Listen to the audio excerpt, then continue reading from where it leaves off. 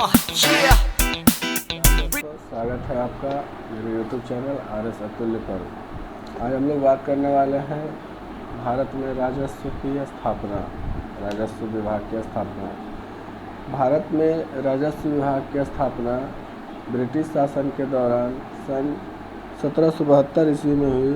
व्यवस्थित रूप से राजस्व विभाग की स्थापना सन 1860 ईस्वी में की गई। इसका कुछ इतिहास है कि राजस्व विभाग की स्थापना क्यों की गई।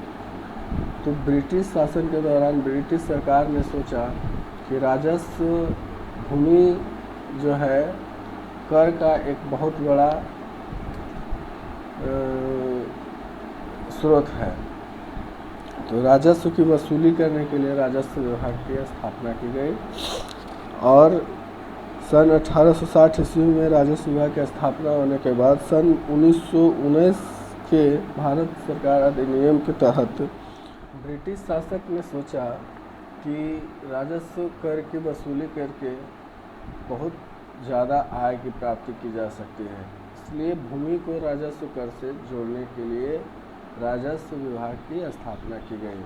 जब राजस्व विभाग की स्थापना की गई उस समय ब्रिटिश शासन में राज्य की स्थापना नहीं की गई थी, यानी कि जो भी कार्य होते थे वो शासक के रूप में होते थे। मतलब पूरे भारत में एक ही शासक थे और वही पूरे देश को चला रहे थे। तो राजस्व की स्थापना के समय ही इसे दो प्रांतों में बांटा गया, राज्य स्तरीय और केंद्र स्तरीय। तो राज्य स्तरीय और केंद्र स्तरीय इसलिए बांटा गया क्योंकि भारत बहुत बड़ा क्षेत्र है और किसी एक व्यक्ति से इतनी सारी कर की वसूली नहीं की जा सकती है। तो दो भागों में बांटा गया और सभी भागों में एक एक प्रमुख इंजीनियरिंग कोर के प्रमुख उस समय आपके लेफ्टिनेंट ब्रिगेड थे, जो कि बिहार, बंगाल और उड़ीसा के लिए थे। सभी दिशाओं में सभी राज्यों के लिए अलग अलग इंजीनियरिंग कोर के प्रमुख बनाए गए और उनके द्वारा कहा गया कि आप इस क्षेत्र की राजस्व कर की वसूली करके लाएं। तो उनके द्वारा बंगाल लेफ्टिनेंट ब्रिगेड के बारे में अभी हम आप लोग को बताएं। उनके द्वारा बंगाल, बिहार और उड़ीसा, ये जब तीनों एक ही राज्य थे उस समय इनके द्वारा राजस्व कर की वसूली की जाती थी। तो इनके द्वारा क्या किया गया कि सभी क्षेत्रों में एक एक ज़मींदार को छोड़ दिया गया कि आप लोग इस क्षेत्र का कर वसूली करके लाएं और हमें दें, मैं केंद्र सरकार को दूंगा। हमारा देश कृषि प्रधान देश है, उस समय मिट्टी भी बहुत ज़्यादा उपजाऊ नहीं थी, परंतु जो भूमि पर कृषि होती थी उसी से अनाज को कर के रूप में वसूला जाता था और वो ब्रिटिश शासन में ब्रिटिश शासक को दिया जाता था। उसके बाद सन 1885 में सन 1875 ईस्वी में बंगाल सर्वे अधिनियम तथा सन 1885 बिहार बंगाल काश्तकारी अधिनियम बना। तब सर्वेक्षण इन्हीं दोनों अधिनियमों से स्थल की मापी और प्रक्रिया तथा मापी की प्रक्रिया तथा भूमि सर्वेक्षण के विभिन्न प्रकरणों का प्रावधान किया गया। जब 1885 में बिहार बंगाल काश्तकारी अधिनियम बना तो उस अधिनियम के अंतर्गत बहुत सारे एक्ट, बहुत सारे नियम बनाए गए। उसी के आधार पर स्थल की मापी, जो आज के अमीन दुनिया और प्रकाल का उपयोग करते हैं, उस समय इसी अधिनियम 1885 बिहार बंगाल काश्तकारी अधिनियम 1885 में अधिनियमित और नियमावली में नियमों को बनाने के बाद ही इसकी मापी की जाने लगी। तो स्थल की मापी एवं इसको एक रिकॉर्ड के रूप में रखना उन्होंने सोचा। कौन? लेफ्टिनेंट ब्रिगेड, ये इंजीनियरिंग कोर के प्रमुख थे बिहार, बंगाल और उड़ीसा के। सन 1885 में अधिनियम की धारा 101 से 115 तक बना दिया गया। प्रावधान किया गया कि तकनीकी नियमावलियों के आलोक में कैडस्ट्रल सर्वे की शुरुआत की जाए। सन 1885 से 1920 ईस्वी तक कैडस्ट्रल सर्वे हुई। स्वतंत्रता के बाद अभी तक हमने आपको भारतीय इतिहास में राजस्व की स्थापना के बारे में बताया। अब स्वतंत्रता के बाद बिहार, बंगाल और उड़ीसा में राजस्व विभाग की स्थापना कब और कैसे की गई।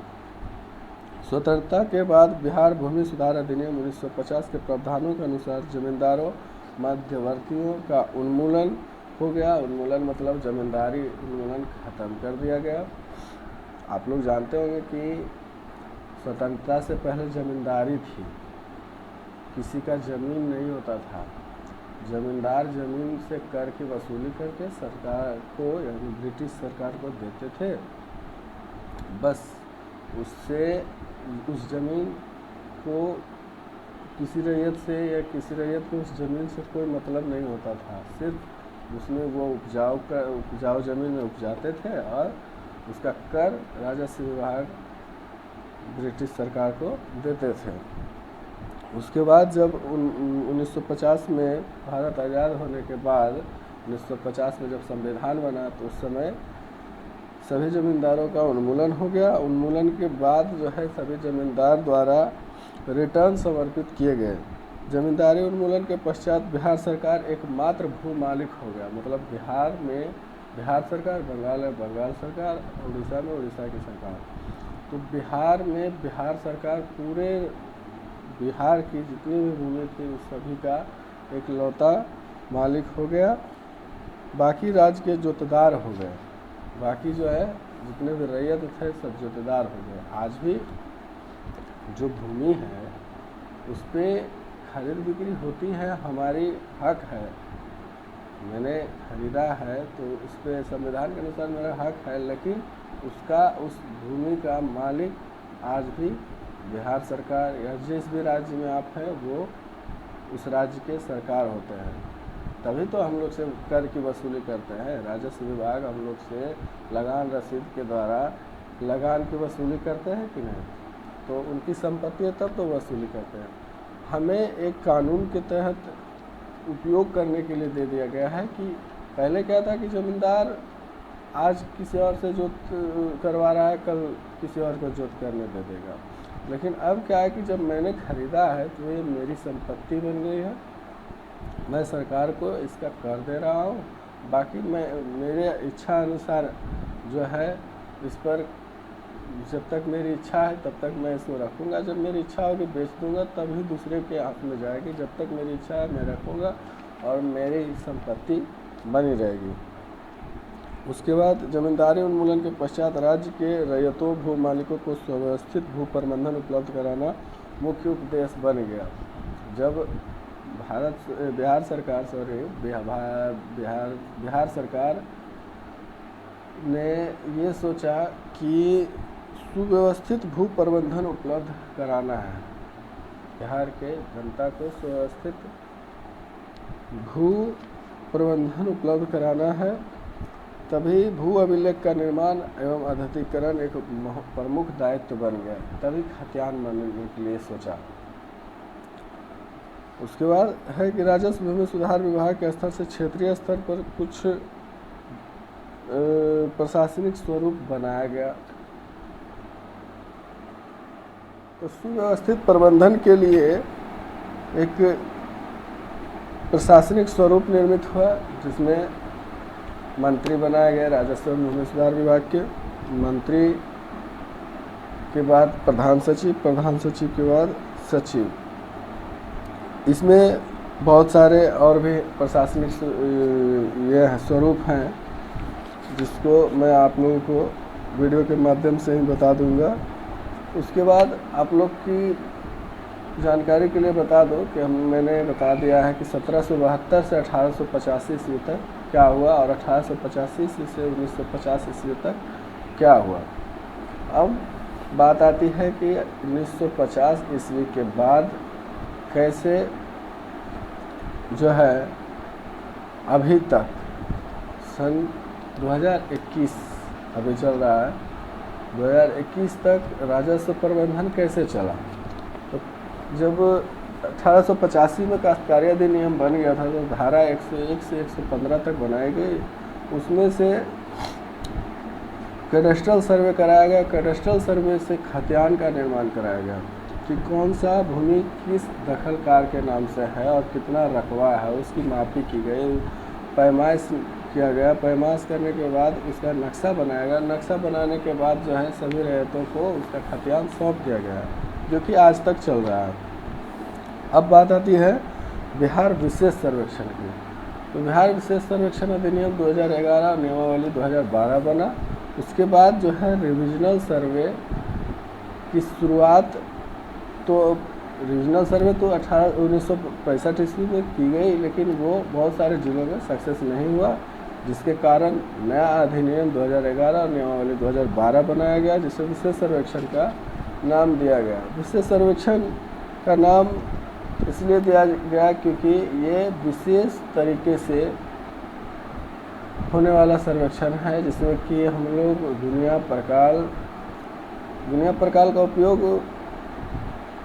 कहीं कहीं हो सकता है, लेकिन आप लोग को चैन जरीब का फीता का उपयोग इस सर्वे में नहीं होने वाला है।